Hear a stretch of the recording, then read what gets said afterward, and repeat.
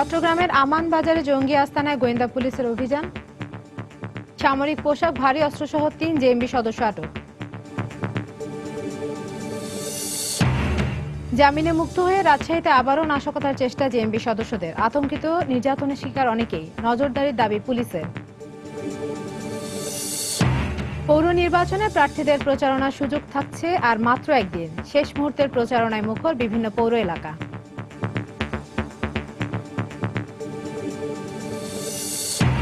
নেপাল বিজয়ী কিশোরী ফুটবলারদের গ্রামে এবার আলোর ঝিলিক, বিদ্যুৎ সংযোগে বিজয়ের স্বীকৃতি, উদ্ভাসিত হল ময়মনসিংহের কলসিন্দুর।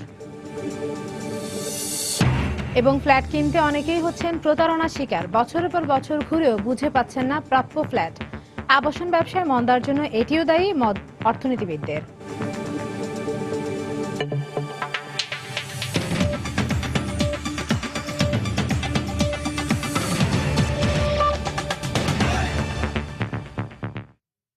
সময় সংবাদের সঙ্গে আছি আমি ইশরাত জাহান। চট্টগ্রামে জঙ্গি সংগঠন জেএমবির আঞ্চলিক কমান্ডার ফারদিনের আস্তানা থেকে অত্যাধুনিক স্নাইপার রাইফেল, ১৯০ রাউন্ড গুলি এবং বিপুল পরিমাণ বোমা তৈরির উপকরণ উদ্ধার করেছে গোয়েন্দা পুলিশ। আজ ভোরে বিশেষ অভিযান চালিয়ে ওই আস্তানা থেকে জেএমবির ৩ সদস্যকে আটক করা হলেও ফারদিনকে পাওয়া যায়নি। বড় ধরনের নাশকতা চালাতে সেনানিবাসের পাশে এই আস্তানা গড়ে তোলা হয়েছিল বলে ধারণা পুলিশের। শাখাউত টুপির ক্যামেরায় বিস্তারিত জানাচ্ছেন কমল দে।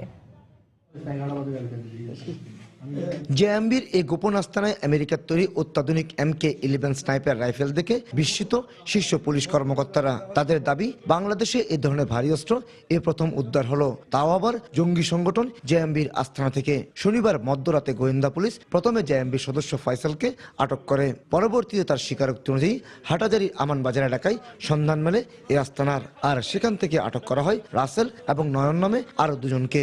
৩ জনকে আটক করেছি। ওদের দেওয়া তথ্য মতে আমরা এখানে এসেছি। এটা ওদের যে কমান্ডার ছিল তার বাসা। এখান থেকে আমরা অত্যাধুনিক MK-11 রাইফেল এবং বিপুল পরিমাণ গুলি, গোলা বারুদ, এরপর হচ্ছে যে ডেটোনেটর যেগুলো আছে, এক্সপ্লোসিভ, এগুলো আমরা রিকভার করেছি। বোমা তৈরির সরঞ্জাম, তারপরে যে অত্যাধুনিক অস্ত্র, গোলা বারুদ সহ এগুলো পাওয়া গেছে। তো এটা তো জেএমবির তাদের যে নাশকতামূলক কর্মকাণ্ডের পরিকল্পনা, এটারই একটা অংশ। কমান্ডার পলাতক ছিল, সেই এইখানে অবস্থান করতো আর কি। জঙ্গি আস্তানায় অস্ত্র, গুলি এবং বোমা তৈরি উপকরণের পাশাপাশি পাওয়া যায় বেশ কিছু সামরিক পোশাক। বড় ধরনের নাশকতা ঘটাতে এগুলো মজুত করা হয়েছিল বলে ধারণা পুলিশের। তারা নাশকতার উদ্দেশ্যেই তো এগুলি জড়ো করেছিল এখানে, এবং মনে হয় হয়তো খুব তাড়াতাড়ি তারা কোনো এই ধরনের কোনো ঘটনা ঘটাতে যাচ্ছিল বলেই আমাদের মনে হচ্ছে। বাড়ির মালিক জানায়, গত ৬ মাস আগে পরিচয় গোপন করে জেএমবি চট্টগ্রাম আঞ্চলিক কমান্ডার ফারদিন এই বাসাটি ভাড়া নিয়েছিল।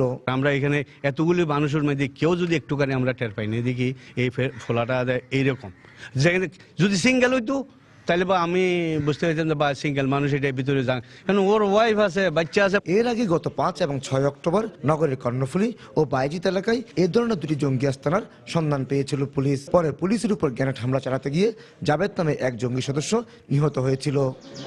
চট্টগ্রামের আমানবাজার থেকে কমল দে, সময় সংবাদ। এদিকে অন্য কেউ যেন কোনো সরকারি বাহিনীর পোশাক ব্যবহার করতে না পারে, সেজন্য কঠোর আইন করা প্রয়োজন বলে জানিয়েছেন চট্টগ্রামের পুলিশ কমিশনার আব্দুল জলিল মণ্ডল। জঙ্গি আস্তানা থেকে সামরিক পোশাক সহ ৩ জেএমবি সদস্যকে আটকের পর সংবাদ সম্মেলনে তিনি বক্তব্য রাখেন। এইটা কমপ্লিটলি ব্যান্ড হওয়া উচিত। আইন শৃঙ্খলা রক্ষাকারী বাহিনীর পোশাক, সেনাবাহিনীর পোশাক কখনোই বাইরে কারোই ব্যবহার করা উচিত না। ইতিমধ্যে জিজ্ঞাসাবাদ করে যতটুকু জানা গেছে, যার তারা ওই 2 ঘটনা, সদরঘাটের ঘটনা এবং কোয়াজনগরের যে ঘটনার সাথে এই গ্রুপের মিল আছে এবং তারা রিলেশন আছে। আশা করছি যে এদের কাছ থেকে পাওয়া তথ্য মতে আমরা আরো কিছু মিলিটেন্টকে আমরা গ্রেপ্তার করতে সক্ষম হব। মিলিটেন্টসকে কখনোই আমরা এদেশের মানুষ অ্যাকসেপ্ট করে না, এবং আমাদের আইন শৃঙ্খলা রক্ষাকারী বাহিনীর পক্ষ থেকে আমরা এর বিরুদ্ধে আমাদের স্পষ্ট যুদ্ধ ঘোষণা। জামিনে মুক্ত হয়ে রাজশাহী অঞ্চলে আবারও নাশকতার চেষ্টা চালাচ্ছে জঙ্গি সংগঠন জামায়াতুল মুজাহিদিন বাংলাদেশ জেএমবি। এতে আতঙ্কিত হয়ে পড়েছে গ্রামবাসী ও তাদের নির্যাতনের শিকার অনেকেই। রাষ্ট্রপক্ষের কৌশলী বলছেন, সুনির্দিষ্ট তথ্য প্রমাণ না থাকায় জেএমবি সদস্যরা সহজে জামিনে বের হয়ে যাচ্ছে। তবে পুলিশের দাবি, এই সদস্যদের প্রতি তাদের বাড়তি নজরদারি রয়েছে। হাবিবুর রহমান পাপুর তোলা ছবিতে বিস্তারিত সাইফুর রহমান রকির। সর্বহারা দমনের নামে 2004 সালে জেএমবি রাজশাহীর বাগমারা, নওগাঁ রানীনগর ও আত্রায়ে প্রকাশ্য দিবালোকে হত্যা করে প্রায় অর্ধশত নির্দোষ মানুষকে। 2007 সালে জেএমবির শীর্ষ নেতাদের অনেকের ফাঁসি ও যাবজ্জীবন কারাদণ্ড হলেও জামিনে মুক্ত আছেন অনেকেই। পুনরায় তারা সংগঠিত হয়ে বড় ধরনের নাশকতার চেষ্টা চালাচ্ছে বলে আশঙ্কা এলাকাবাসীর। সবশেষ গেল শুক্রবার বাগমারার আহমদিয়া মসজিদে আত্মঘাতী বোমা হামলা এরই শামিল বলে ধারণা তাদের। এটা বোমা বাস করা মানে তার একটা ইঙ্গিত এখানে যে আবার জেএমবি মাথা ছাড়া দিয়ে উঠছে। অনেক জেএমবি ছাড়া পাইছে, তেনারা তো এখন বের হয়ে এগুলো কাজ করতেছেন, হয়তো বা ভবিষ্যতে এটা হতে না পারে আমরা সরকারের কাছে দৃষ্টি আকর্ষণ করি। তবে বিষয়টি নিয়ে ভিন্নমত পোষণ করে জামিনে থাকা জেএমবি সদস্যদের উপর নিয়মিত নজরদারি রাখা হচ্ছে বলে দাবি পুলিশের ঊর্ধ্বতন কর্মকর্তার।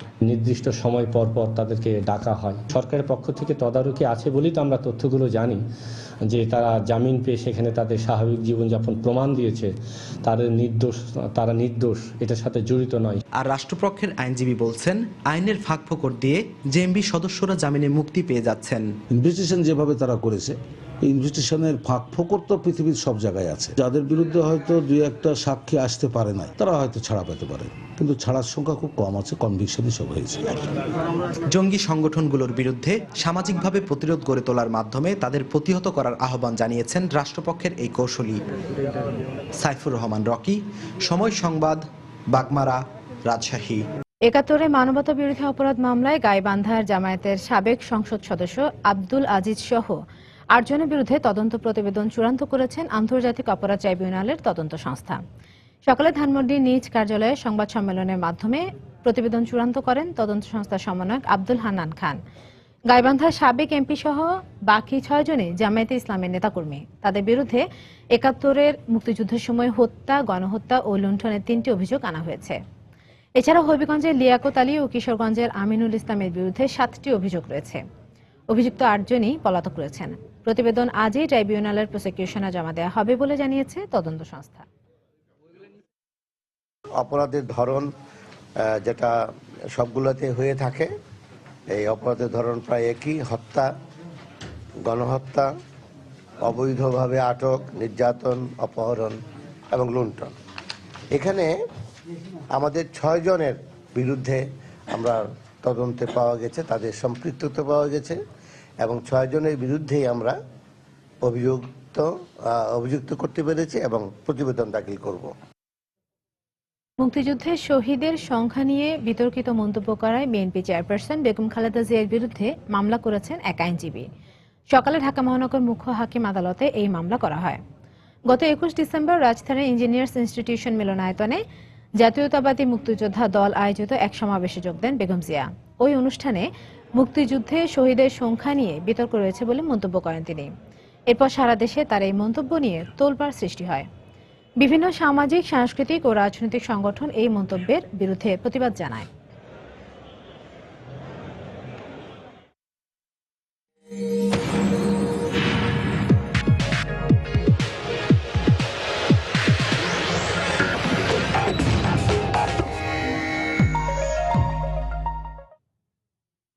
সোমবার মধ্যরাতে শেষ হচ্ছে পৌর নির্বাচনের প্রচারণা। আর তাই শেষ মুহূর্তে ব্যস্ত সময় কাটাচ্ছেন মেয়র ও কাউন্সিলর প্রার্থীরা। শেষ মুহূর্তের প্রচারণায় মুখর হয়ে উঠেছে দেশের বিভিন্ন পৌর এলাকা। প্রতিটি মুহূর্ত কাজে লাগাতে প্রার্থীরা দিনরাত চষে বেড়াচ্ছেন নির্বাচনী এলাকা। শীত উপেক্ষা করে ভোরের আলো ফুটতে প্রার্থীরা পৌঁছে যাচ্ছেন ভোটারদের দুয়ারে। নির্বাচনে জয়ী হতে প্রার্থীরা ভোট চাইছেন ভোটারদের কাছে, দিচ্ছেন উন্নয়নের নানা প্রতিশ্রুতি। কিছু কিছু এলাকায় আবার দলীয় প্রার্থীর পক্ষে ভোট চাইছেন কেন্দ্রীয় নেতারা। আর সেই সুযোগে ভোটাররাও প্রার্থীদের কাছে তুলে ধরছেন তাদের বিভিন্ন দাবি দেওয়া। এদিকে আজই আঞ্চলিক এবং জেলা নির্বাচন কার্যালয়গুলো থেকে নির্বাচন সামগ্রী পৌঁছে দেওয়া হচ্ছে বিভিন্ন নির্বাচনী এলাকায়।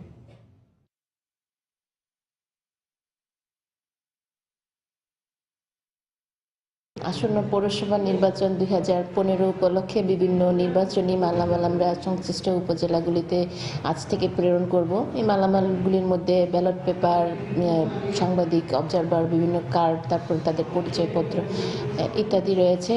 আমরা এই কার্যক্রম আমাদের আগামীকাল পর্যন্ত চলবে। ইতিমধ্যে সংশ্লিষ্ট রিটার্নিং অফিসারদেরকে মালামাল বুঝে নেওয়ার জন্য পত্র দেওয়া হয়েছে। দর্শক, এই মুহূর্তে নারায়ণগঞ্জের সোনারগাঁ পৌরসভায় আছেন রিপোর্টার কামরুজ্জামান মামুন, সাতক্ষীরা পৌরসভায় আছেন রিপোর্টার তরিকুল ইসলাম এবং চট্টগ্রামের পটিয়া পৌরসভায় আছেন কমল দে। নির্বাচনী প্রচারণা খবর জানতে সরাসরি চলে যাচ্ছি তাদের কাছে। প্রথমে যাচ্ছি মামুনের কাছে। মামুন,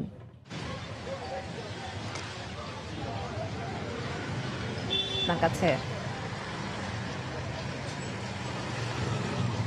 ইফরাত, মিষ্টি রোদে ভাঙছে শীতের আড়মোড়া, বাড়ছে বেলা আর তার সাথে বাড়ছে প্রার্থী ও সমর্থকদের প্রচারণার তীব্রতা।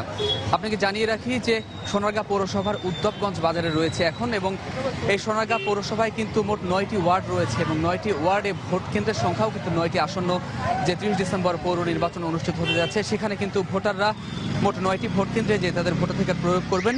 এছাড়া মোট 5টি পৌরসভার মধ্যে 2টি পৌরসভায় কিন্তু এবার এই নারায়ণগঞ্জে নির্বাচন অনুষ্ঠিত হতে যাচ্ছে। একটি হলো তারাবা পৌরসভা আর একটি হলো সোনারগাঁ পৌরসভা। তো 2টি পৌরসভাতেই কিন্তু আসলে ওয়ার্ড সংখ্যা 9টি এবং ভোট কেন্দ্রের সংখ্যাও 9টি। এখন এর ভেতরে আমরা জানতে চেয়েছিলাম যে কোনো ঝুঁকিপূর্ণ কেন্দ্র রয়েছে কিনা। তো আমাদেরকে যেটি জানিয়েছে কর্তৃপক্ষ যে আসলে কোনো কেন্দ্রকে তারা ঝুঁকিপূর্ণ বলছেন না, বলছেন যে প্রত্যেকটি কেন্দ্রই আসলে গুরুত্বপূর্ণ তাদের কাছে। তবে এখানে এক প্রার্থী আরেক প্রার্থীর গণসংযোগে প্রচারে বাধা দিচ্ছেন এমন অভিযোগ কিন্তু আমরা পাইনি এখন পর্যন্ত। এখানে দেখেছি আমরা সকাল থেকে আওয়ামী লীগ সমর্থিত প্রার্থী, বিএনপি সমর্থিত প্রার্থী, স্বতন্ত্র প্রার্থী সকলেই তারা গণসংযোগ করছেন। তো ইশরাত, আমরা এখন একজনের সাথে কথা বলবো, আসলে একজন ভোটারের সাথে কথা বলবো, তার কাছে জানতে চাইবো যে কেমন প্রার্থী তারা তাদের পৌরসভার উন্নয়নের জন্য এবার নির্বাচিত করতে যাচ্ছেন। আপনারা আসলে কেমন প্রার্থী চাচ্ছেন এই আসন্ন নির্বাচনে? আসসালামু আলাইকুম। যেহেতু এটা সোনারগাঁ পৌরসভা খুব সুনামধন্য পৌরসভা, এখানে আমরা সৎ, শিক্ষিত, ভালো জনগণের পাশে যাতে দাঁড়াতে পারে, রাস্তাঘাটের কাজ, স্টেডিয়াম লাইট যা দিতে পারে, তাৎক্ষণিকভাবে জনগণের কাছে গিয়ে উপকারের জন্য আগায় যেতে পারে, এমন একটা সৎ, একটা শিক্ষিত একটা ব্যক্তি আমরা পৌরসভাতে নির্বাচিত করতে চাই। ইশরাত, যেমনটি শুনছিলেন একজন ভোটারের কাছ থেকে, তিনি আমাদেরকে জানাচ্ছিলেন যে আসলে রাস্তাঘাটের উন্নয়ন ও রাস্তায় সড়কবাতি দেয়া থেকে ব্রিজ কালভার্ট নির্মাণ থেকে শুরু করে বিদ্যুৎ সংযোগ, আমরা খোঁজ নিয়েছি যে 9টি ওয়ার্ডের এই সোনারগাঁ পৌরসভা 9টি ওয়ার্ডের সব ওয়ার্ডে কিন্তু বিদ্যুৎ সংযোগ থাকলেও অনেক এলাকায় বিদ্যুৎ বিচ্ছিন্ন রয়েছে। তো এই সমস্ত উন্নয়নের প্রতিশ্রুতি যারা দিচ্ছেন এবং যারা কাজ করবেন তাদেরই আসলে নির্বাচিত করতে যাচ্ছেন ভোটাররা। তো ইশরাত, আমার কাছে সোনারগাঁ পৌরসভা থেকে এই ছিল শেষ। এখন আমরা চলে যাচ্ছি সাতক্ষীরায়, সেখানে রয়েছেন সহকর্মী তরিকুল ইসলাম। ধন্যবাদ মামুন। সাতক্ষীরা পৌরসভায় নির্বাচনী যে প্রচার প্রচারণা শেষ মুহূর্তে কিন্তু জমে উঠেছে। এখানকার প্রার্থীরা বিরামহীনভাবে তারা তাদের নির্বাচনী প্রচার প্রচারণা চালিয়ে যাচ্ছেন। নারী এবং পুরুষ কাউন্সিলর প্রার্থী, সাথে মেয়র যারা প্রার্থী রয়েছেন তারাও কিন্তু ভোটারদের দ্বারে দ্বারে ভোট প্রার্থনা করছেন। এবং আমরা যে দৃশ্যটি আমরা দেখেছি যে এখানে যে 4জন মেয়র প্রার্থী রয়েছেন, 4জন মেয়র প্রার্থীকে ঘিরেই কিন্তু এখানে একটি আকর্ষণ। সেই আকর্ষণের মধ্যে যারা প্রতিদ্বন্দ্বিতা করছেন, শাহাদাত হোসেন নৌকা প্রতীক নিয়ে আওয়ামী লীগের প্রার্থী হিসেবে প্রতিদ্বন্দ্বিতা করছেন, তাসকিন আহমেদ চিস্তি ধানের শীষ প্রতীক নিয়ে বিএনপির প্রার্থী, আজহার হোসেন জাতীয় পার্টির লাঙ্গল প্রতীক নিয়ে যিনি প্রতিদ্বন্দ্বিতা করছেন, এবং নাসিম ফারুক খান নারকেল গাছ প্রতীক নিয়ে প্রতিদ্বন্দ্বিতা করছেন। তো এই 4জন প্রার্থীকে আমরা তৎপরতা যেটি দেখেছি যে শেষ মুহূর্তে একজন প্রার্থীর যে নির্বাচনী তৎপরতা থাকে সেটি কিন্তু তাদের মাঝে দেখেছি। এবং এখানে মোট প্রায় 80,000 ভোটার রয়েছে এবং 80,000 ভোটারের প্রত্যাশা পূরণে এই প্রার্থীরা যে পূরণ করবেন এই প্রত্যাশাটা যেমন ভোটারদের রয়েছে, তেমনি প্রার্থীরাও সেই রকম প্রতিশ্রুতি দিয়ে কিন্তু ভোটারদের দ্বারে দ্বারে যাচ্ছেন। তো একটু বলে রাখি যে নির্বাচনী প্রস্তুতির বিষয়ে এখানে আমরা জেলা নির্বাচন অফিসারের সাথে কথা বলেছি। তিনি আমাদেরকে যেটি জানিয়েছেন যে এখানে যে 31টি কেন্দ্র রয়েছে এর মধ্যে 14টা কেন্দ্র গুরুত্বপূর্ণ কেন্দ্র হিসেবে চিহ্নিত করা হয়েছে এবং এখানকার যে প্রস্তুতি ব্যালট ঢাকা থেকে এসে পৌঁছেছে এবং এখানকার ব্যালট বাক্স সহ নির্বাচনী যে সরঞ্জাম সেটি গতকাল থেকে আগামীকাল থেকে সেটি কেন্দ্রে কেন্দ্রে পৌঁছে দেওয়া হবে এবং পুলিশি নিরাপত্তা ব্যবস্থা এবং মোটরসাইকেল, এখানকার যানবাহন, মোটরসাইকেল সহ যেসব যানবাহনগুলো আছে সে যানবাহনগুলো কিন্তু রাত 12টার পর থেকে চলাচল নিষিদ্ধ করা হয়েছে নির্বাচনী আইন অনুযায়ী। এবং এটি মাইক যোগে কিন্তু ঘোষণা চলছে পৌর এলাকাতে। এই ছিল সাতক্ষীরা পৌর এলাকা থেকে নির্বাচনী প্রচার প্রচারণা এবং প্রস্তুতির সর্বশেষ খবর। চলে যাচ্ছি চট্টগ্রামের পটিয়াতে, সেখানে রয়েছেন আমাদের সহকর্মী কমল দে। ধন্যবাদ তরিকুল। নির্বাচনের শেষ মুহূর্তে এসে প্রার্থীরা কিন্তু আর একটা বিন্দু মাত্র সময় অপচয় করতে চাচ্ছেন না। তারা আমরা দেখেছি সকালে ভোরের আলো না ফুটতে কিন্তু প্রার্থীরা মাঠে বেরিয়ে গেছেন তাদের প্রচারণার জন্য। তারা শেষ মুহূর্তে এসে তারা যেতে চান প্রতিটি ভোটারের কাছে। আমরা দেখেছি পটিয়াতে এবার যে মোট 4জন প্রার্থী সমান তাহলে মাঠ চষে বেড়াচ্ছেন। এক্ষেত্রে আমরা দেখেছি আওয়ামী লীগের যে প্রার্থী রয়েছেন হারুনুর রশিদ, বর্তমান মেয়র, নৌকা প্রতীক তিনি নির্বাচন করছেন, তাকে দেখেছি সকালবেলা প্রচারণা চালাতে। একেভাবে দেখেছি বিএনপি প্রার্থী যে রয়েছে তহিদুল ইসলাম, ধানের শীষ প্রতীক নিয়ে তিনি সমান তালে প্রচারণা চালিয়ে যাচ্ছেন। অপরদিকে রয়েছেন জাতীয় পার্টির প্রার্থী শামসুল আলম মাস্টার, তিনি কিন্তু সমান তালে প্রচারণা চালাচ্ছেন। এখানে 4জন প্রার্থী থাকলেও 3জন মূলত মূল প্রতিদ্বন্দ্বী হবে বলে বলা হচ্ছে, আওয়ামী লীগ, বিএনপি এবং জাতীয় পার্টি। আর এখানে ভোটারের সংখ্যা কিন্তু 34,937 জন এবং 18টি কেন্দ্রে ভোট অনুষ্ঠিত হবে আগামী 30 ডিসেম্বর।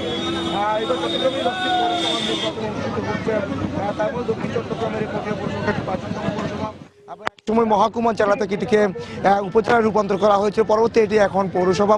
আর এই পৌরসভা যে কাঙ্ক্ষিত উন্নয়নের ব্যাপারে প্রার্থীরা জনগণকে আশ্বাস দিয়েছেন। তবে অপরদিকে ভোটাররা বলছেন তারা শেষ মুহূর্তে জেনে শুনে বুঝেই তারা ভোট দেবে, তারা চেষ্টা করবেন তাদের যে উন্নয়নে আসবে এমন প্রার্থীকে তারা হয়তো বেছে নেবেন, এমন কথাই বলছেন এক্ষেত্রে ভোটাররা। আমরা দেখেছি সকাল থেকে তীব্র শীত এবং কুয়াশা উপেক্ষা করে ভোরের আলো না ফুটতে প্রার্থীরা মাঠে বেরিয়েছেন এবং তারা ভোটাতে দাঁড়াতে যাচ্ছেন এবং তাদের একটি ভোটের জন্য তারা প্রার্থনা জানাচ্ছেন। তারা জনগণের কাছে তুলে ধরছেন যে পটিয়া পৌরসভার যেসব সমস্যা রয়েছে সেই সমস্যা দূরীকরণে তারা ভূমিকা রাখতে পারবেন বলে আশ্বাস দিচ্ছেন এবং সেই আশ্বাসন তারা চেষ্টা করছেন যেন ভোটে জিতে আসতে পারেন। আমরা দেখেছি সাধারণ যারা মেয়র প্রার্থী রয়েছেন যে 4জন, তার পাশাপাশি সাধারণ কাউন্সিলর এবং সংরক্ষিত যারা কাউন্সিলর রয়েছেন তারা ভোটের মাঠে রয়েছেন এবং তারা সমান তালে প্রচারণা চালিয়ে যাচ্ছেন। আর আপনি জানেন যে বৃহত্তর চট্টগ্রামে 10টি পৌরসভায় দেখেছি আমরা একই চিত্র, একই রকমই প্রচারণা চলছে, অর্থাৎ মাইক বাজিয়ে, অর্থাৎ দুপুর 2টা থেকে মাইক বাজানোর কথা থাকলেও আমরা দেখেছি হ্যান্ড মাইক দিয়ে কিন্তু তার আগে থেকে প্রচারণা চলছে এবং অনেকে প্রতীক নিয়ে প্রচারণা চালিয়ে যাচ্ছেন। এখন পর্যন্ত এ ছিল চট্টগ্রামের পটিয়া থেকে পৌরসভা নির্বাচনের প্রচারণা সর্বশেষ। দর্শক, সারা দেশ থেকে আমাদের সহকর্মীরা জানাচ্ছিলেন পৌর নির্বাচনের খবরাখবর। আগামী 30 ডিসেম্বর জনগণের প্রত্যক্ষ ভোটের মাধ্যমে নির্বাচিত হবেন জনপ্রতিনিধিরা। বিশেষজ্ঞরা বলছেন নির্বাচন কমিশন এখনও জনগণের আস্থা অর্জন করতে পারেনি। রাজনৈতিক দল ও নির্বাচন কমিশন যদি সুষ্ঠু ও নিরপেক্ষ নির্বাচনের জন্য অঙ্গীকারাবদ্ধ হয় তবে একটি অবাধ নির্বাচন উপহার দেওয়া অসম্ভব কিছু না বলেও মনে করেন তারা। তোহা খান তামিমের প্রতিবেদন। আসন্ন পৌর নির্বাচনকে ঘিরে ভোটের মাঠ এখন সরগরম। প্রথমবারের মতো দলীয় প্রতীকে হতে যাওয়া এই নির্বাচন একদিকে যেমন প্রার্থী ও দলের জনপ্রিয়তা যাচাইয়ের পরীক্ষা, তেমনি নির্বাচন কমিশনকেও প্রমাণ দিতে হবে স্বচ্ছতা ও জবাবদিহিতার। মানুষের আস্থা অর্জনে নিতে হবে পর্যাপ্ত পদক্ষেপ। যেখানেই আচরণবিধি ভঙ্গ হচ্ছে সেখানে তাদেরকে অ্যাকশনে যেতে হবে। আমরা দেখতেছি যে নির্বাচন কমিশন সেই শক্তভাবে কোনো পদক্ষেপ নিচ্ছেন না। তারা যদি এখনো শক্তভাবে পদক্ষেপ নেন তাহলে কিন্তু নির্বাচন সুষ্ঠু হবে। স্থানীয় সরকার বিশেষজ্ঞদের মতে অন্যান্য দেশের তুলনায় বিভিন্ন কাঠামোতে দেশে নির্বাচন কমিশন কোনোভাবেই পিছিয়ে নেই। তবে সবার সহায়তা ছাড়া নির্বাচন কমিশনের একক উদ্যোগে সুষ্ঠু নির্বাচন সম্ভব নয় বলেও মতামত তাদের। নিরপেক্ষ গ্রহণযোগ্য নির্বাচনে কারো কোনো অঙ্গীকার নেই, সুতরাং নির্বাচনের পদ্ধতি অনেক ইম্পর্টেন্ট। ফলাফল হচ্ছে এখন সবাই ফলাফলমুখী, পদ্ধতি মেনে চলার জন্য হচ্ছে না। এটা নির্বাচন commission one of the biggest player. নির্বাচন কমিশনের একমাত্র প্লেয়ার না। যখন যেখানে ব্যত্যয় ঘটবে স্বচ্ছতার সাথে এটাকে মোকাবিলা করতে হবে। ব্যর্থ হয়ে গেল এটা বলতে হবে যে আমি ব্যর্থ হয়েছি। দলীয় সরকারের অধীনে যখন একটি নির্বাচন কমিশন হয় তখন সেই নির্বাচন কমিশন সারাক্ষণ তটস্থ থাকে যে আমার প্রশাসন আমার হাতে নয়, রাজনীতিকদের নানান রকমের দাবি আমার উপরে থাকে এবং তারা নানান রকমের কাজ এবং প্রভাব তারা বিস্তারও করে ফেলে। দলগুলোর যারা নেতা আছেন শক্ত হাতে তাদের ক্যাডার এবং তাদের কর্মীদেরকে বলতে হবে যে তোমাদের বিরুদ্ধে আমরা যেন একটিও অভিযোগ না পাই। তাদের মতে রাজনৈতিক শিষ্টাচার বজায় রাখার মাধ্যমে জনগণের স্বতঃস্ফূর্ত অংশগ্রহণই পারে নির্বাচনী অনুকূল পরিবেশ নিশ্চিত করতে। একটি শক্ত নির্বাচন কমিশন এবং একটি ডিসিপ্লিন রাজনৈতিক দল, আমরা we will have an excellent election. Toha Khan Tamim, Somoy Sangbad, Dhaka. সময় সংবাদে আরো থাকছে। সিলেটের হাজীগঞ্জে ট্রাক প্রাইভেট কার সংঘর্ষে 4 জনের মৃত্যু, নিহতরা সবাই প্রাইভেট কারের যাত্রী, ট্রাক চালক পলাতক। ময়মনসিংহের প্রত্যন্ত অঞ্চলে কিশোরী ফুটবলারদের সাফল্যে আবারও উদ্বেলিত হল ধোবাউড়া উপজেলা। তাদের অদম্য ইচ্ছে শক্তিতে এবার বিদ্যুৎ সংযোগ পেল সেই কলসিন্দুর গ্রাম, যেখানকার মেয়েরা নেপাল থেকে ছিনিয়ে এনেছে ফুটবলের ঐতিহাসিক বিজয়।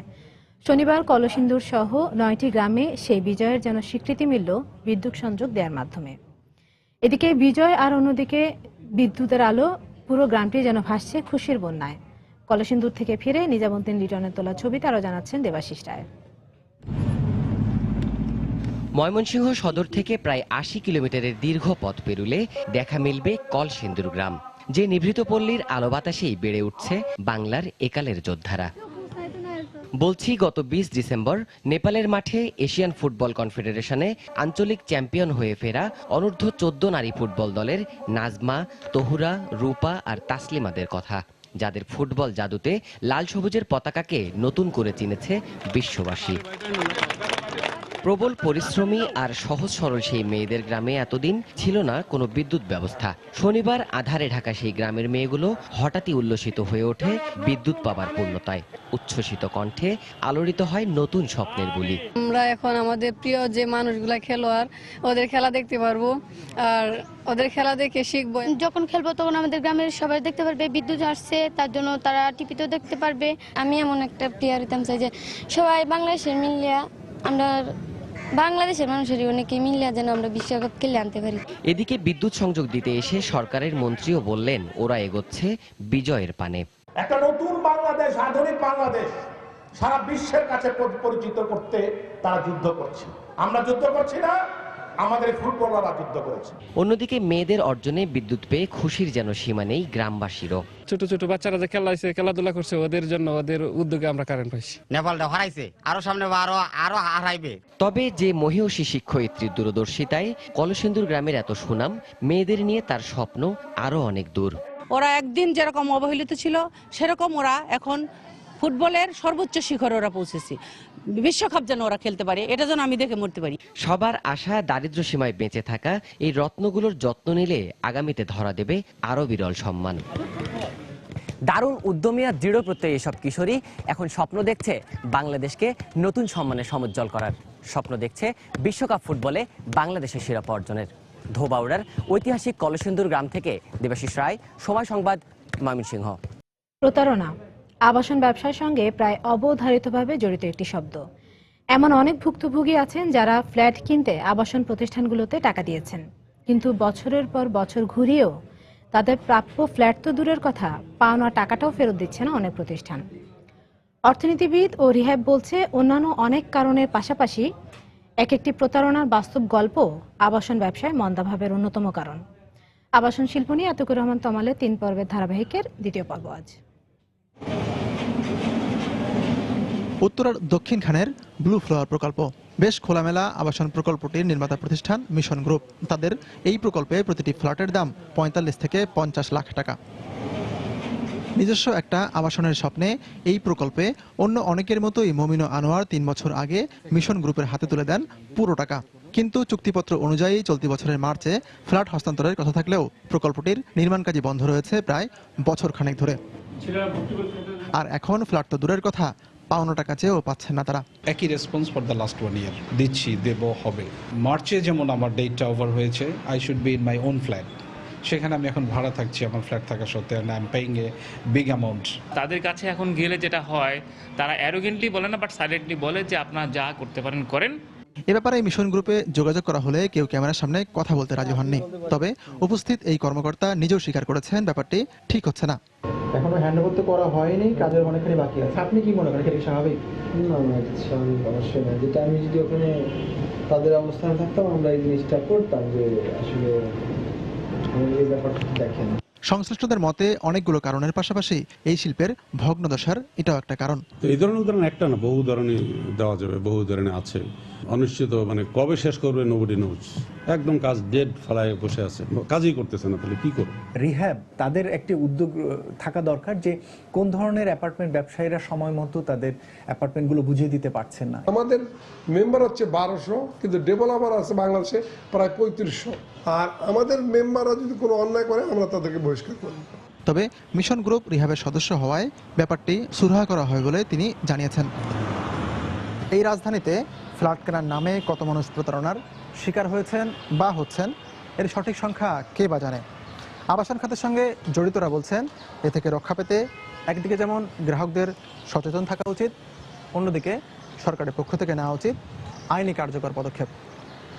আতিকুর রহমান তমাল, সময় সংবাদ, ঢাকা। আসন্ন পৌরসভা নির্বাচনকে কেন্দ্র করে নগদ অর্থের প্রবাহ বেড়েছে স্থানীয় অর্থনীতিতে। চলতি মাসে চায়ের দোকান, ডেকোরেটর থেকে শুরু করে ছাপাখানাগুলোতেও আয় বেড়েছে উল্লেখযোগ্য হারে।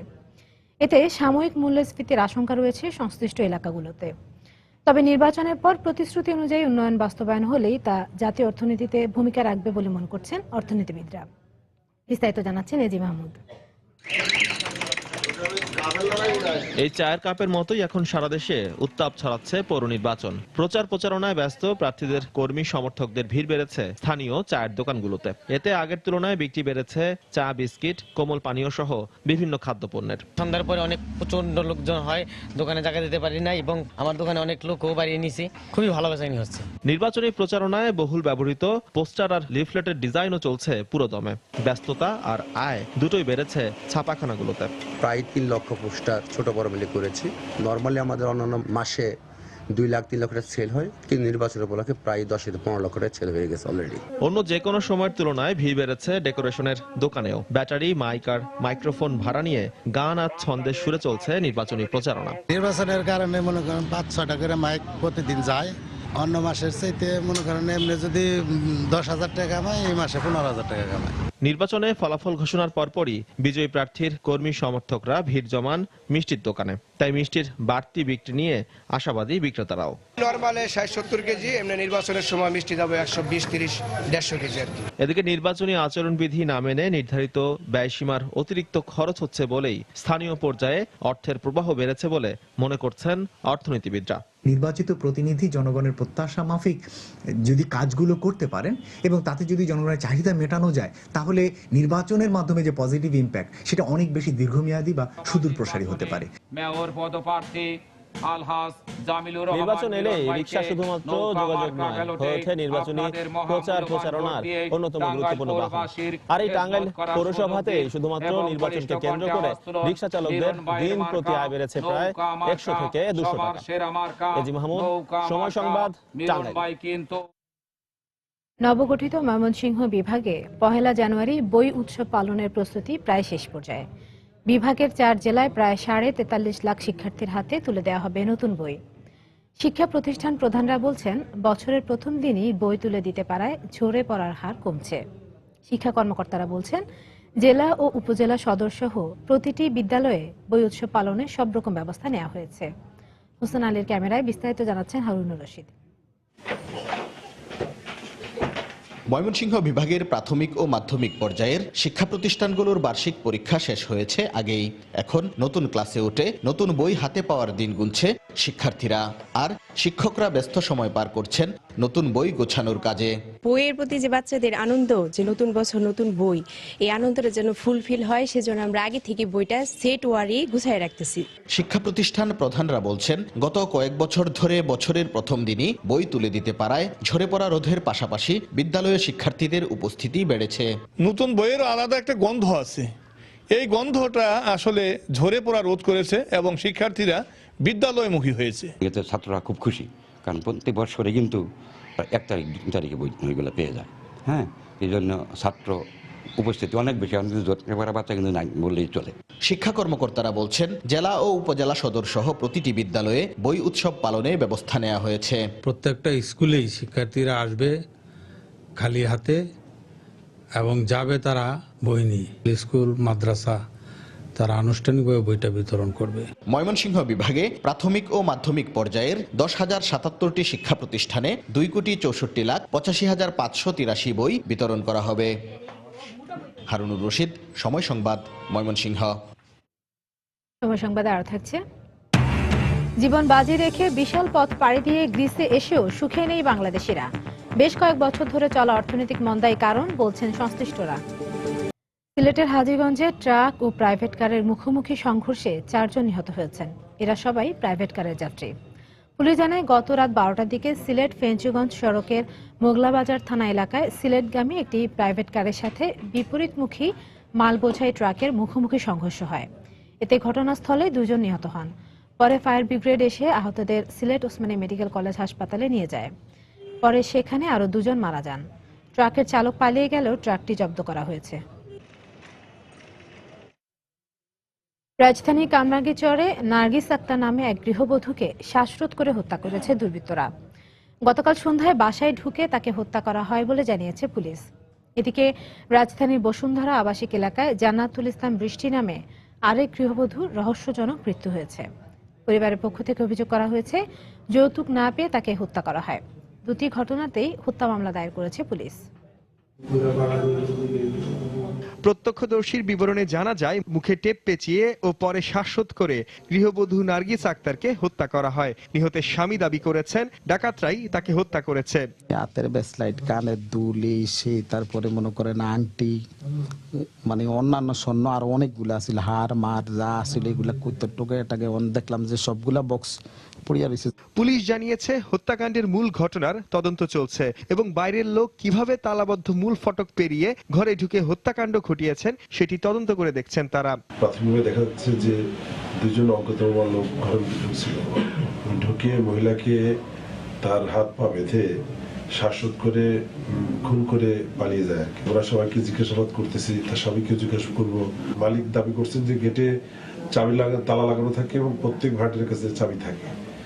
তো আমাদের প্রশ্ন হলো যে এটা থাকলে তো ওই সময় বাইরের লোক কিভাবে ঢুকলো, তাদের তালা খুলে দিল কে? এদিকে রাজধানীর বসুন্ধরা আবাসিক এলাকায় জান্নাতুল ইসলাম বৃষ্টি নামের এক গৃহবধূর রহস্যজনক মৃত্যু হয়েছে। পরিবারের পক্ষ থেকে অভিযোগ করা হয়েছে যৌতুকের জন্য বৃষ্টিকে হত্যা করা হয়েছে। ওর আম্মা বললো আসার সময় যে আমার কাছে টাকা চাইছে। কি জন্য টাকা চাইছে? ওদের বাসা পাল্টাইছে বা ওর হাজবেন্ড বাসুরের টাকা পারে না বিদেশ থেকে, টানাটানি আছে। ওনারা বলতেছে এটা নাকি ফাঁসি দিচ্ছে, কিন্তু ফাঁসি দেওয়ার কোনো আলামতি এখানে নাই। এটা সম্পূর্ণভাবে মার্ডার করা হয়েছে। হত্যাকাণ্ডের পরপরই বৃষ্টির স্বামী পলাতক রয়েছে এবং ভাটারা থানায় একটি হত্যা মামলা দায়ের করা হয়েছে বলে জানিয়েছে পুলিশ। সামিউল মুইদ, সময় সংবাদ, ঢাকা। অর্থমন্ত্রী পদত্যাগ দাবি করেছে বাংলাদেশ বিশ্ববিদ্যালয় শিক্ষক সমিতি ফেডারেশন। অষ্টম জাতীয় বেতন কাঠামোতে বিশ্ববিদ্যালয় শিক্ষকদের বিষয়ে অর্থমন্ত্রীর প্রতিশ্রুতি পূরণ না করা এবং শিক্ষকদের নিয়ে আক্রমণাত্মক বক্তব্য দেওয়ায় তারা এই দাবি জানান। সকালে ঢাকা বিশ্ববিদ্যালয়ে এক সংবাদ সম্মেলনে শিক্ষকদের দাবি তুলে ধরেন ফেডারেশনের সভাপতি অধ্যাপক ফরিদ উদ্দিন আহমেদ। আমরা অর্থমন্ত্রীকে আমাদের এই হাউজের মধ্যে আপনার 24 তারিখে যে আমাদের যে সাধারণ সভা হলো, ওনার যে অ্যাক্টিভিটিস উনি যেটা বললেন সম্পূর্ণ পরিপন্থী কাজটা করলেন। ওনার মতো একটা বয়োজ্যেষ্ঠ মানুষ এবং এইটা করতে পারেন কেউ বিশ্বাসই করতে পারে না। সেই জন্য এখান থেকে সমস্ত শিক্ষকদের কাছ থেকে স্বতঃস্ফূর্তভাবে দাবি উঠেছে যে অর্থমন্ত্রী আমরা পদত্যাগ চাই। অর্থমন্ত্রীর এই কাজের আমরা তীব্র নিন্দা করি। ভূমি অধিগ্রহণে সিডিএর অনুমোদনের পাশাপাশি সব জটিলতা কেটে যাওয়ায় স্থাপন হতে যাচ্ছে চট্টগ্রাম বন্দরের বে টার্মিনাল। 907 একর জমির উপর স্থাপিত বে টার্মিনালকে চট্টগ্রাম বন্দরের দ্বিতীয় ইউনিট হিসেবে বিবেচনা করা হচ্ছে। চট্টগ্রাম বন্দরে মাত্র 9 মিটার ড্রাফটের জাহাজ ঢুকতে পারলেও 14 মিটার ড্রাফটের জাহাজ প্রবেশের সুযোগ থাকবে বে টার্মিনালে। বিস্তারিত জানাচ্ছেন কমল দে।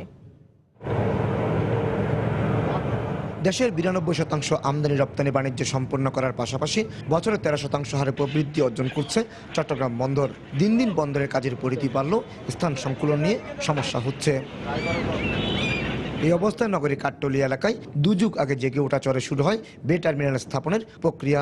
2 বছর আগে এই প্রক্রিয়া শুরু হলো নানা জটিলতার কারণে তা আটকে থাকে। যে দ্রুততার সাথে আমরা চাচ্ছি যে এই প্রবৃদ্ধি হোক, সেই দ্রুততার সাথে আমাদেরকে কিন্তু জেটি নির্মাণ এবং এই কার্যক্রমেও যেতে হচ্ছে এবং যার জন্য আমরা বে টার্মিনাল এবং লালদিয়া এবং কেসিটি এই নির্মাণ কাজের জন্য উদ্যোগ গ্রহণ করেছি। একদিকে চট্টগ্রাম উন্নয়ন কর্তৃপক্ষের রিং রোড এবং স্মার্ট সিটি, অন্যদিকে বন্দরের বে টার্মিনাল। এই দুপক্ষের টানা হেঁচড়ায় 16 মাস পার হয়ে যায়। আমরা প্রস্তাব দিলাম যে আপনার এটা তো একটা দ্বিতীয় পোর্ট হচ্ছে, এই পোর্টের কারণে যাতে রিং রোড বাধাগ্রস্ত না হয়, অর্থাৎ যানজট মুক্ত রাখা যায়। আমাদের বলার আগেই ওনারা বলে ফেললেন যে ক্রসিং অবশ্যই থাকবে, আর কোনো আপত্তি নেই। একদিনও দেরি করে হয়নি, তারপর দিন এটা আমরা দিয়ে দিলাম। সিডিএর অনুমোদন পাওয়ায় বে টার্মিনাল নিয়ে নতুন করে স্বপ্ন দেখতে শুরু করেছেন বন্দর ব্যবহারকারীরাও। এখান থেকে কিন্তু সরাসরি নৌ চ্যানেলও আছে, এখান থেকে সরাসরি আপনার এই ট্রেনের আছে, ট্রাকও আছে। কাজে এই জায়গাতে বে টার্মিনালটা করলে পরে অ্যাট এ টাইম 30 থেকে 35টা জাহাজ ওখানে অঙ্গর করতে পারবে। বন্দর কর্মকর্তারা জানিয়েছেন ড্রাফটের কারণে বিশাল আকৃতির মাদার ভেসেলগুলো চট্টগ্রাম বন্দরে প্রবেশ করতে না পেরে বহির্নোঙরে অবস্থান নিয়ে পণ্য খালাস করে। বে টার্মিনালে কার্যক্রম শুরু হলে সেই সমস্যার সমাধান হবে, সে সাথে বন্দরের কন্টেনার জটের আশঙ্কাও দূর হবে। কমল দে, সময় সংবাদ, চট্টগ্রাম। ইউরোপে অবৈধভাবে প্রবেশের প্রধান গেটওয়ে প্রাচীন সভ্যতার দেশ গ্রিস।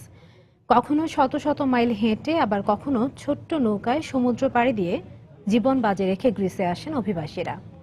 কিন্তু বেশ কয়েক বছর ধরে চলা অর্থনৈতিক মন্দার কারণে গ্রিসে আসা বাংলাদেশিরা সুখে নেই। এথেন্সের বাংলাদেশি অধ্যুষিত এলাকাগুলো ঘুরে এসে বিস্তারিত জানাচ্ছেন আমাদের লন্ডন প্রতিনিধি শোয়েব কবির। দেশ ছেড়ে প্রবাসের পথে পাড়ি জমিয়েছেন প্রায় এক যুগ আগে। এরপর আর বাড়ি ফেরা হয়নি মুজাহিদের। গ্রিসে এসে এখনো বৈধতার কাগজপত্র পাননি। মন চায় বাবা মাকে দেখতে, কিন্তু ইচ্ছে থাকলেও নেই কোনো উপায়। বাংলাদেশে যাইতেছে না, তো বড় কষ্ট লাগতেছে, কিন্তু মা বাপের জন্য তো বড় মায়া লাগতেছে, কিন্তু কি করব, আমাদের ভাগ্যমন্দ। বাংলাদেশ থেকে ইরান ও তুর্কি হয়ে অনেকে মৃত্যু ঝুঁকি নিয়ে গ্রিসে আসলো, ভালো নেই কেউই। যারা আমরা পুরনো আছি তারা কিছু একটা ভালো আছে, কিন্তু নতুনরা অনেক খারাপ অবস্থায় আছে, কাজকর্ম একদম বলতেই নাই, অর্থনৈতিক অবস্থা ভীষণ খারাপ। গ্রিসের অর্থনৈতিক মন্দার কষাঘাতে জর্জরিত হয়ে বাংলাদেশিদের অনেকে পাড়ি জমাচ্ছেন পার্শ্ববর্তী দেশগুলোতে। কয়েক বছর আগে যে পরিমাণে প্রবাসী বাংলাদেশি এখানে বসবাস করতেন, স্বাভাবিক কারণে সেই পরিমাণে প্রবাসী জনগোষ্ঠী এখানে আর নেই। কোনো প্রবাসী বাংলাদেশি এই বিশেষ অর্থনৈতিক অবস্থার কারণে বাংলাদেশেও ফিরে যাচ্ছেন। স্থানীয় বাংলাদেশি কমিটির এই নেতা জানালেন, গ্রিসের পাসপোর্টধারী বাংলাদেশির সংখ্যা একেবারেই হাতে গোনা। এখন যারা আমরা গ্রিসে বর্তমানে বসবাস করতেছি, যাদের দোকানপাট আছে এবং যাদের কাজ আছে, স্থায়ীভাবে তারই আমরা বসবাস করতেছি। গ্রিসে নির্বাচনের মাধ্যমে নতুন সরকার আসলো, অর্থনৈতিক মন্দার কোনো উন্নতি এখনো দেখা যাচ্ছে না। বেশ কয়েক বছর ধরে চলা গ্রিসের অর্থনৈতিক মন্দার কারণে বেশি বিপর্যস্ত পুরো গ্রিসবাসী, আর এর প্রভাব পড়েছে পুরো বাংলাদেশি কমিউনিটির উপরে। আগে যেখানে 30,000-এর মতো বাংলাদেশি এখানে বসবাস করতো, এখন তা কমতে কমতে এসে ঠেকেছে মাত্র 15,000-এ। তবে কখন বাংলাদেশিদের ভাগ্যের পরিবর্তন হবে তা কেউ জানে না। গ্রিসের রাজধানী অ্যাথেন্স থেকে শোয়েব কবির, সময় সংবাদ। দেশের বাইরের খবর। যুক্তরাষ্ট্রের শিকাগোতে আবারও 2 কৃষ্ণাঙ্গকে গুলি করে হত্যা করেছে পুলিশ। শনিবার সকালে শহরের ওয়েস্ট গারফিল্ড পার্কে একই ভবনে বিশ্ববিদ্যালয়ের ছাত্র ও এক নারীকে গুলি করে পুলিশ। পুলিশের দাবি, বিশ্ববিদ্যালয়ের 2য় বর্ষের ছাত্র কোয়েন্টোনিও বড়দিনের ছুটিতে বাবার কাছে গিয়েছিলেন। বাকবিতণ্ডার এক পর্যায়ে সে বেসবলের একটি ধাতব ব্যাট নিয়ে বাবাকে হত্যার হুমকি দেয়। খবর পেয়ে পুলিশ ঘটনাস্থলে পৌঁছে তাকে বাধা দেওয়ার চেষ্টা করে, পরে ব্যর্থ হয়ে গুলি চালায়। 2য় তলায় এই ঘটনা ঘটলেও 1ম তলায় 55 বছর বয়সী এক নারীকে গুলি করার কারণ জানা যায়নি। অন্যদিকে শহরের ওয়াশিংটন হাইটস এলাকায় পুলিশ জরুরি আহ্বানে সাড়া দিয়ে একজনকে গুলি করে আহত করে বলে জানায় গণমাধ্যম।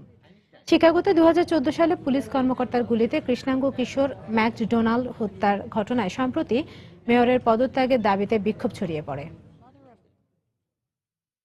খ্রিস্ট ধর্মাবলম্বীদের সবচেয়ে বড় ধর্মীয় উৎসব বড়দিন উপলক্ষে বর্ণাঢ্য সাজে সেজেছে পুরো ব্রিটেন। উৎসবে মাতোয়ারা পুরো ব্রিটেনবাসীর জন্য 26 ডিসেম্বর বক্সিং ডে এক অন্য মাত্রা যোগ করে।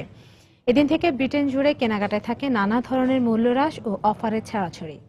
এই সুযোগে বছরের শেষ মুহূর্তের কেনাকাটা সেরে নিচ্ছেন স্থানীয়রা সহ প্রবাসী বাংলাদেশিরাও। ইউরোপের সবচেয়ে বড় শপিং মল ওয়েস্টফিল্ড ঘুরে বিস্তারিত জানাচ্ছেন আমাদের লন্ডন প্রতিনিধি শোয়েব কবির। বক্সিং ডেতে সকাল থেকে প্রচন্ড ভিড় লন্ডনের ছোট বড় সব শপিং মল ও সুপার স্টোরগুলোতে। ব্রিটেনবাসী কেনাকাটার জন্য পুরো বছর ধরে অপেক্ষা করেন এই দিনটির জন্য।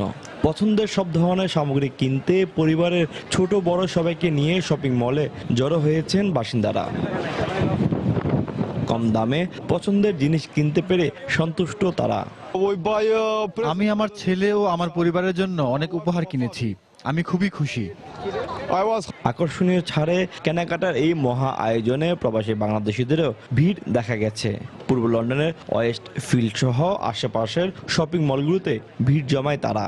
ছুটি উপলক্ষে অনেক ক্রেতা এখানে ভিড় জমাচ্ছে, তাই আমিও ফ্যামিলির জন্য অনেক কেনাকাটা করছি। ভালো লাগতেছে, অনেক লোকজন দেখতেছি, তারপরে অনেক কিছু কিনছি, খুব ভালো লাগতেছে। কেনাকাটার ফাঁকে দীর্ঘ এই ছুটির সময়টাকে বেশ উপভোগ্য করে তুলেছেন ব্রিটেনবাসী। বক্সিং ডে উপলক্ষে এখন চলছে বিভিন্ন মূল্যহ্রাসের অফার, আর এই অফার লুফে নিতে ব্রিটেনের ক্রেতারা এখন ভিড় জমাচ্ছেন বিভিন্ন বিপণী বিতানগুলোতে। শোয়েব কবির, সময় সংবাদ, লন্ডন। খেলার খবর। এশিয়া কাপ ও ওয়ার্ল্ড টি-20 আসরকে সামনে রেখে প্রাথমিক দল নির্বাচন করেছে বিসিবি। 2-3 দিনের মধ্যে 25 থেকে 27 জন ক্রিকেটারের প্রাথমিক দল আনুষ্ঠানিকভাবে জানানো হবে বলে মন্তব্য করেছেন প্রধান নির্বাচক ফারুক আহমেদ। তবে কারা ডাক পেয়েছেন এই বিষয়ে পরিষ্কার করেননি তিনি। এদিকে বিসিবির কাছে জমা দেওয়া প্রাথমিক দলে বিপিএল এ পারফর্ম করা বেশ কিছু ক্রিকেটার জায়গা পেয়েছেন বলে জানিয়েছেন আরেক নির্বাচক হাবিবুল বাশার। বিপিএল শেষে আবারও ব্যস্ত হচ্ছেন জাতীয় দলের ক্রিকেটাররা। এশিয়া কাপের আগে শর্ট ফরম্যাটে সিরিজ খেলতে জানুয়ারির মাঝামাঝিতে বাংলাদেশ সফর করবে জিম্বাবুয়ে ক্রিকেট দল। তারপরই এশিয়া কাপ ও মার্চে ওয়ার্ল্ড টি20-র আসর। এই দুই বড় টুর্নামেন্টকে সামনে রেখে প্রাথমিক দল নির্বাচন করেছে বিসিবি। আমরা চেষ্টা করেছি বেস্ট পসিবল যারা টি20-তে ভালো করতে পারে তাদের নিয়ে একটা প্রিলিমিনারি স্কোয়াড, সংখ্যাটা হবে 25 থেকে 27-এর মতো। এদিকে জিম্বাবুয়ের বিপক্ষে সিরিজে টি20-র সাথে টেস্টের অন্তর্ভুক্তি হবে কিনা এই বিষয়টি এখনো চূড়ান্ত করেনি বিসিবি। তবে বিসিবির নির্বাচক হাবিবুল বাশার সুমন মনে করেন জিম্বাবুয়ে সহ আরও একটি দলের সাথে খেলা গেলে এশিয়া কাপ ও বিশ্বকাপের আগে টাইগারদের প্রস্তুতিতে যোগ হতো বাড়তি মাত্রা।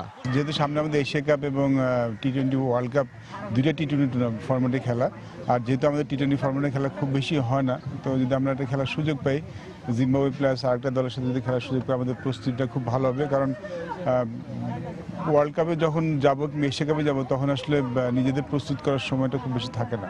বিপিএলে যারা ভালো করেছেন, আমাদের পুরনো যারা খেলেছেন কম বেশি সবাই আছেন। এদের নিয়ে ক্যাম্পটা শুরু হবে, তারপর আমরা আসলে চিন্তা করবো যে আমাদের নতুন কাউকে আমরা নিতে পারি কি পারি না। সম্প্রতি ঘরোয়া ক্রিকেটের পারফরমেন্সের উপর ভিত্তি করে তৈরি করা নতুন গ্রেডিং, যাতে বড় কোনো পরিবর্তন হওয়ার সম্ভাবনা নেই বলে জানান প্রধান নির্বাচক। তবে নতুন তালিকায় 2-1 ক্রিকেটারের অন্তর্ভুক্তির সম্ভাবনা রয়েছে বলে জানান ফারুক আহমেদ। গত বছর আগের বছর একটা গ্রেডিং করা হয়েছিল, ওখান থেকে আমরা কারেন্ট পারফরমেন্স দেখে বা কিছু নতুন ছেলে এসে আপনি জানেন যে ন্যাশনাল লিগ খেলছে, ওদের দেখে আমাদের যে লিস্টটা সরবরাহ করা হয়েছিল ওখান থেকে আমরা কিছু গ্রেডিং চেঞ্জ করেছি, কিছু ছেলে ইনক্লুড করেছি। এটা চূড়ান্ত হয়ে যাবে খুব শীঘ্রই। আর বিসিবির সাথে এবারের চুক্তিতে বড় কোনো পরিবর্তন না হলেও 2-1 ক্রিকেটারের অন্তর্ভুক্তির সম্ভাবনার কথা জানান প্রধান নির্বাচক। মাহফুজুল ইসলাম, সময় সংবাদ, ঢাকা। শীর্ষে ওঠার ম্যাচে বড় ধাক্কা খেল আর্সেনাল। সাউদাম্পটনের কাছে 4-0 গোলে হারল গানাররা। লিস্টার সিটিকে টপকানো হলো না ওয়েঙ্গার শিষ্যদের।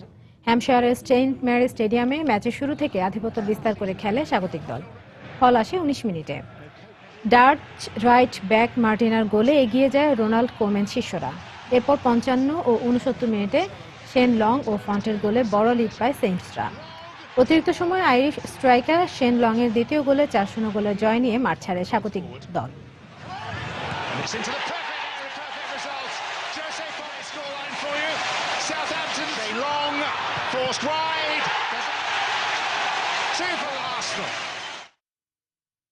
এই পর্যায়ে শীর্ষ সংবাদ জানিয়ে দিচ্ছি আরেকবার। চট্টগ্রামের আমান বাজারে জঙ্গি আস্তানায় গোয়েন্দা পুলিশের অভিযান। সামরিক পোশাক, ভারী অস্ত্রসহ 3 জেএমবি সদস্য আটক।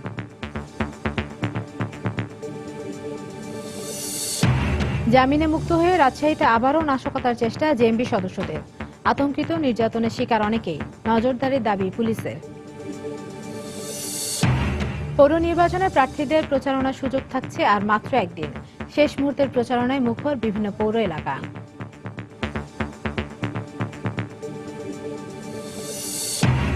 নেপাল বিজয়ী কিশোরী ফুটবলারদের গ্রামে এবার আলোর ঝিলিক। বিদ্যুৎ সংযোগে বিজয়ের স্বীকৃতি। উদ্ভাসিত হল ময়মনসিংহের কলসিন্দুর। এবং ফ্ল্যাট কিনতে অনেকেই হচ্ছেন প্রতারণার শিকার। বছরের পর বছর ঘুরেও বুঝে পাচ্ছেন না প্রাপ্য ফ্ল্যাট। আবাসন ব্যবসায় মন্দার জন্য এটিও দায়ী মত অর্থনীতিবিদদের। দর্শক, এই ছিল এখনকার মতো। যে কোনো খবর পেতে ভিজিট করুন সময়নিউজ.tv।